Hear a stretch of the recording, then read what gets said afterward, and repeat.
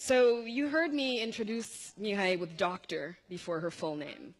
And yes, she is a doctor. Dr. Mihai, please, I invite you to the stage.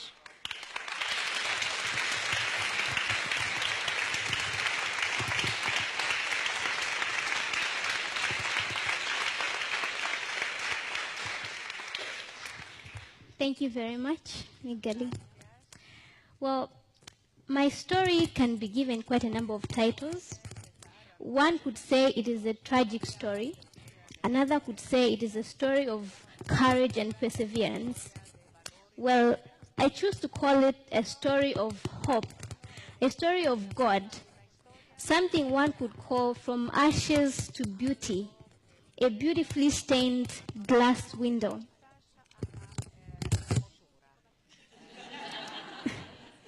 Thank you. Most of you know of... Thank you. Well, most of you know of the war that tore the country of Rwanda apart in 1994. I was barely 3 at that time. Before the war, we were a big, happy family. Our house was close to my grandparents' house, so my young sister and I used to spend most of our days with uncles and aunties. I even had my own cow from which I drank milk. So it was a beautiful and happy childhood life, like for any other Rwandese child, drinking sour milk with sweet potatoes. Well, this all ended in 1994 April. I don't remember much from when the war started in Rwanda, but what is stuck in my mind is my father's burial. I remember being told that my father had been killed and his body being brought home wrapped in this blue tent. And I remember at his burial I was told to chew some sorghum and then spit in his grave as a Rwandese tradition, but well, I swallowed it instead. Swallowed. I was still too young to understand what was going on. After my father's death, my family knew that it was no longer safe for us, so we had to pack and leave. We first fled to another district, and while there, my young sister, who was about 1 year old, got sick. But because of the war, she was not able to get proper treatment, so she passed away. So I lost a second sister because I had an older sister who passed away before I was born. But war did not end as soon as they had hoped. So we had to flee from through Burundi to reach a refugee camp in Congo called Chimanga. And there in the camp, I was a very happy kid. But this all ended when I encountered more loss. My mother got sick later, and one night she was gone. But life had to move on, and started staying with my grandparents. And then in November of 1996, our little sanctuary of Chimanga was invaded by war. Then we were about to experience a life that is unimaginable. We fled the camp, entered the forests of Congo with bullets behind our backs. My whole family got separated until some point it was just me and grandmother and grandfather. We had wandered for so long that whatever resources we had managed to carry got finished, and we only survived by begging for food from the natives if there were any in the villages. Sometimes we were very lucky if we were given nsima, which is an African maize pop that had mold on it. If there were none in the villages, then we'd go in and help ourselves. And if nothing at all was available, we even had to eat roots from the forest. And I remember sometimes you had to drink water from a river with dead bodies floating in it. So you see, it was survival of the fittest. And now imagine for yourself, all the wandering was on foot. And sometimes you had to walk on tarred roads. And when we no longer had any shoes with us, and walking on these roads in the hot weather, it was very painful, and we developed sores. So we had to make something round from grass called ingata in Kinyarwanda and tie it under our feet to be able to walk. We escaped death from so many things, from hunger, bullets, drowning, wild animals, you name it. No child should go through what I went through. In fact, nobody should go through what I went through. So we later entered Angola, but life was not better there. I remember in Angola and in Congo as well, we had some soldiers who were protecting us.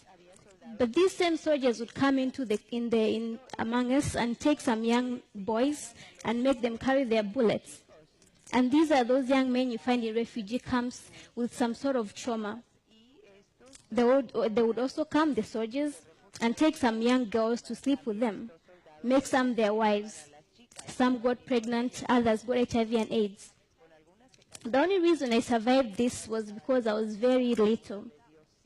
Well, so you see, it was back and forth from Congo into Angola, back into Congo and Angola again. And by the time we reached Angola for the second time, my grandmother was very exhausted. And as for me, I was very malnourished. You can imagine with a big tummy and thin brown hair and swollen cheeks and feet. And as though I had not encountered enough loss, my grandmother passed away just before we reached a refugee camp. There was no crying at this time. My little heart had hardened after a long and painful journey of about 1 year. And had we not reached this refugee camp in Angola, I was also almost gone. But, well, in the camp there, we were later moved to Meheba refugee camp in Zambia. And after some time, my grandfather decided to move to Lusaka, which is Zambia's capital, for no any other reason but for his granddaughter to attend better education. My grandfather really believed in me so much. He never once said, she's just a girl, let me not waste my time on her, no. Then later, he learned about Dzaleka refugee camp in Malawi, that it had better schools, it had better conditions. So in September of 2000, we moved to Malawi. I immediately enrolled in Katubza Primary School, which is a JRS-funded school. And in the camp, life was not very bad for a child my age.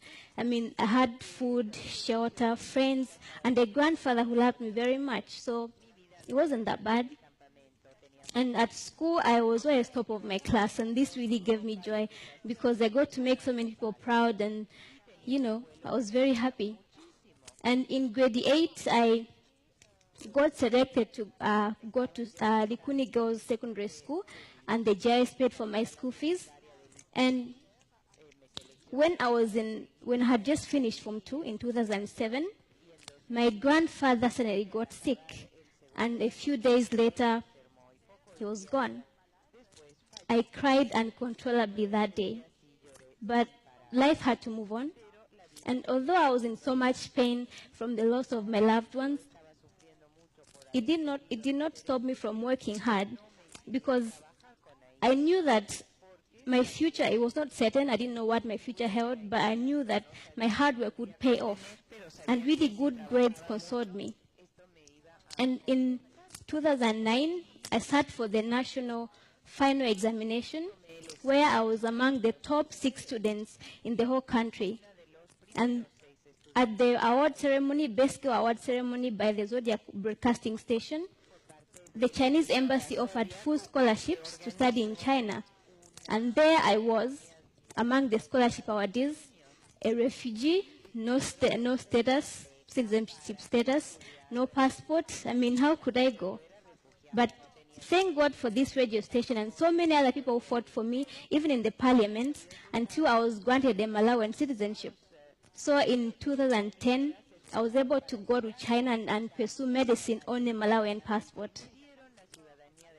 If it was not for this chance, well, my future in terms of higher education was not certain, not at all. In China, I learned Chinese language for 1 year, then later proceeded to learn medicine in Chinese language, which, as you can imagine, was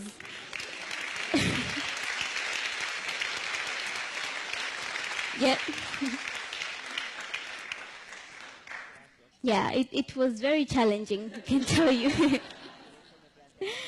And I wanted to give up at so many points, but I persisted, because I got to realize that God did not spare my life and take me this high just for myself, no. But there are people that I was meant to serve, and I had to be competent to do so. And there are people that I was meant to inspire, and people I was meant to be a living proof to them that there is a God who works on their behalf. So even though it was tough, challenging, I had to push through and work even harder. And glory be to God, in July 2016, I graduated medical school. So right now I'm a medical intern.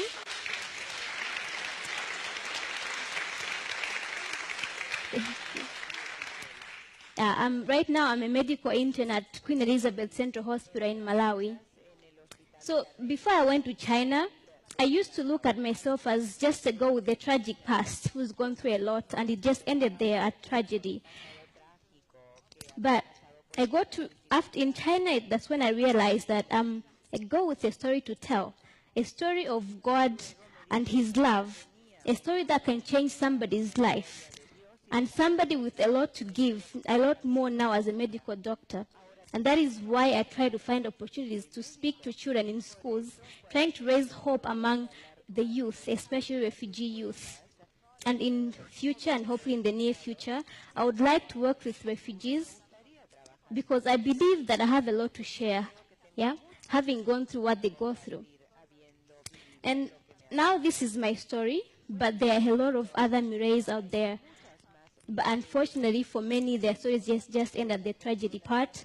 Many of them don't even get that safe place, a place where their lives could move on and have a good future and attend higher education and in future help rebuild their countries. Others are privileged to get a safe place, but because they have lost all their families, they are forced to be breadwinners at a younger age, and their hope for a higher education is lost.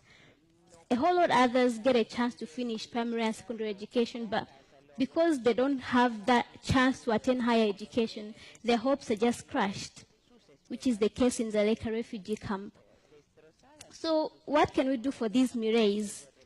There's a lot that we can do. For an immediate start, why not end all this violence? And I'm not talking about people from other countries coming to end the violence in our own countries. I mean, why wait for an outsider to come tell you to stop hurting and killing people of your own blood? I mean, is the money or the power at the expense of their blood really worth it? I don't think so. I mean, why not try the cheaper alternative of resolving conflict like forgiveness, mercy, and love? Is there still humanity in us, or really have we become robots? What is happening to innocent kids is completely unfair, and it needs to stop. And I believe it starts from within us, from love, forgiveness, and mercy. But now that there are a lot of wars going around us and people fleeing their countries, well, we can help these Mireilles by opening our homes to them, providing them with a safe place where their life could move on, giving them food, shelter, medicine. It's all very important, but it's not enough. They need a chance to education, higher education, because these are leaders of tomorrow who will in future strive for peace and help rebuild their countries. These people need to know that they are loved by God and those around them. They need to know that they matter, that there is a hope for them, that they have a purpose in life. So, ladies and gentlemen, are you with me?